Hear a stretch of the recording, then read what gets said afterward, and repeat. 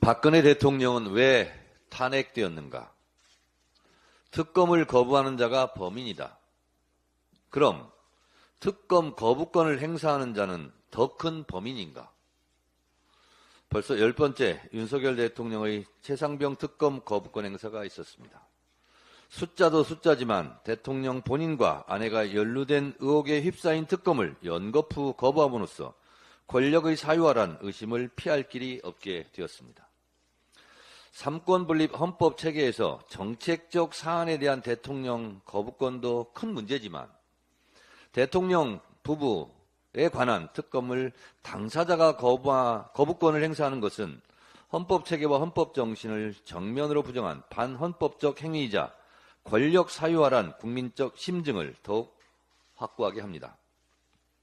이제 대통령 탄핵이라는 암묵적 정치적 예의는 깨지고 국민적 유행어가 될 것 같습니다. 제도 정치권 내에서도 TV토론에서도 자주 등장할 주제가 될 것 같습니다. 박근혜 대통령은 왜 탄핵되었는가? 헌법재판소 판결을 읽어보겠습니다.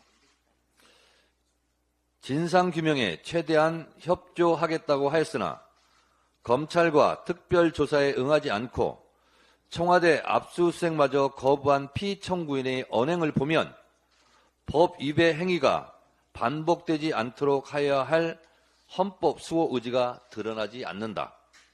결국 피청구인의 위헌, 위법 행위는 국민의 신임을 배반한 것으로 헌법 수호의 관점에서 용납할 수 없는 중대한 법 위배 행위이다. 주문, 피청구인 대통령 박근혜를 파면한다. 현재의 정국과 비슷한 양상 아닙니까? 역사는 반복된다는 누리, 이번에는 비켜갔으면 좋겠다는 생각을 한번 해보았습니다. 불행한 역사의 한 장면, 박근혜 탄핵 선고를 우리 국민들은 똑똑히 기억하고 있습니다. 윤석열 대통령은 박근혜 탄핵 인용문을 한번 읽어보시고 반면교사로 삼기 바랍니다. 저는 대통령의 불행, 대한민국의 불행이 반복되지 않기를 바랍니다. 이런 불행을 막기 위해서라도 최상병 특검은 재의결되어야 합니다. 대통령의 특검 거부는 윤석열 대통령에 대한 더 큰 국민적 거부권으로 국민적 저항을 불러올 것이 명약관화합니다.